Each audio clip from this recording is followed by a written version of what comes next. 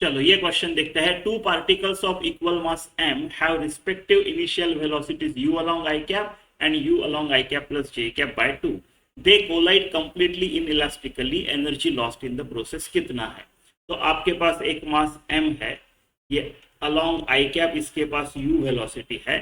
फिर आपके पास और एक मास m है, इसका एक वेलोसिटी है, राइट। आपको u by two along i cap है और u by two along j cap है। ऐसा इसका इसका भी मास m है, राइट, इक्वल मास।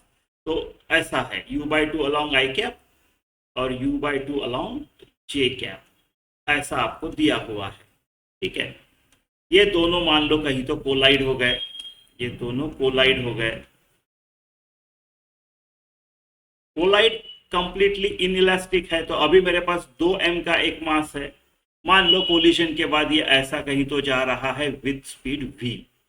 इसका अलोंग आई कैप कंपोनेंट को मैं लिखूंगा v अलोंग आई कैप, और इसका j कैप को बोलूंगा मैं v अलोंग j कैप। ऐसा है। मेरे को पूछा है energy lost in the process, यानी initial kinetic energy. Energy lost in the process क्या होगा?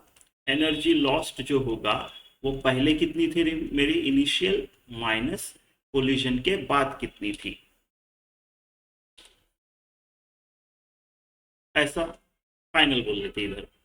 तो ई इनिशियल क्या रहेगा? Half m u square, total kinetic energy इसका हाफ एम यू स्क्वायर रहेगा, प्लस इसका हाफ एम आई कैप में u बाई टू, तो u square by 4 plus half m j cap का u बाई टू का square. ऐसा ऐसा कर सकते हो आप, ऐसा कर सकते हैं। एनर्जी स्केलर क्वांटिटी है, आप इसको सिंपल एडिशन कर दोगे तो ये m u square by two और ये हाफ हाफ एक हो गया, तो m u square by 4, right.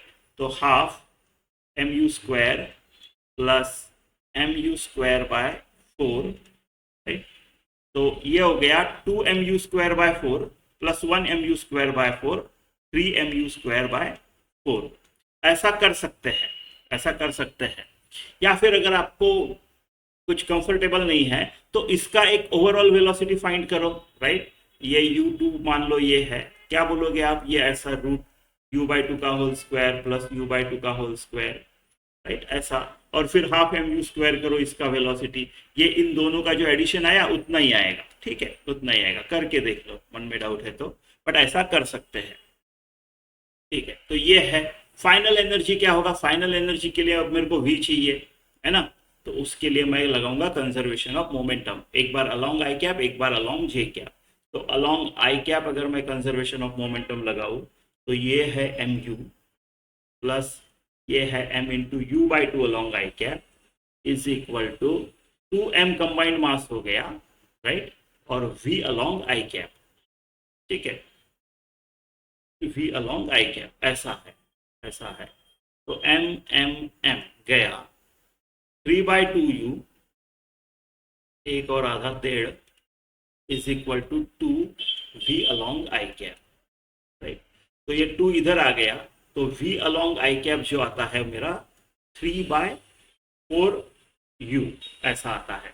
Similarly मैं अलॉन्ग जे कैप लगा लेता हूँ, सिमिलरली मैं अलॉन्ग जे कैप लगा लेता हूँ। तो एम यू तो है नहीं, इसका तो कोई जे कैप कंपोनेंट है नहीं, तो प्लस इसका u बाई टू है is equal to 2m v along j cap, right.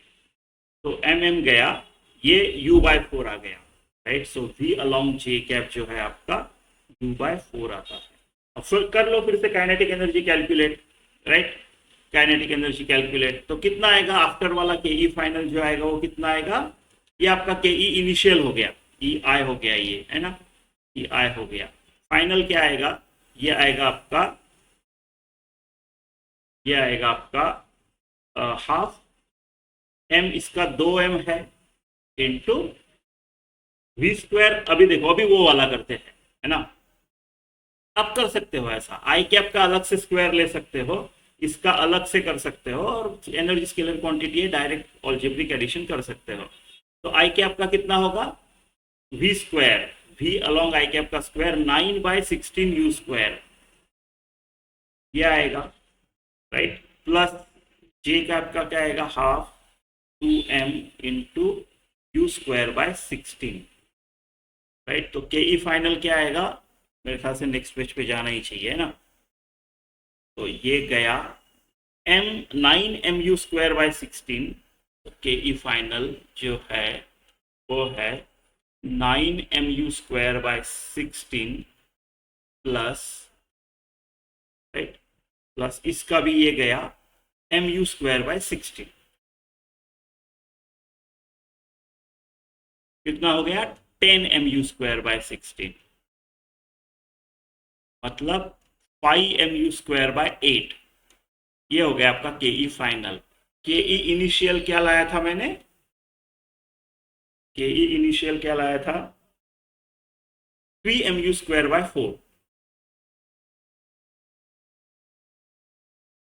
और जो लॉस इन एनर्जी है वो होगा के ई इनिशियल माइनस के ई फाइनल,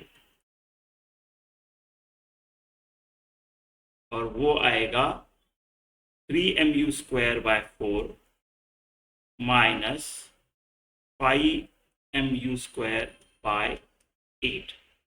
इसको 2 से मल्टीप्लाई कर लेते हैं, इसको भी 2 से, तो डिनोमिनेटर 8 हो गया, ये 6mu स्क्वायर हो गया, 5mu स्क्वायर हो गया, बचा 1mu स्क्वायर बाय 8। ये हो गया आपका answer mu square by 8, option D.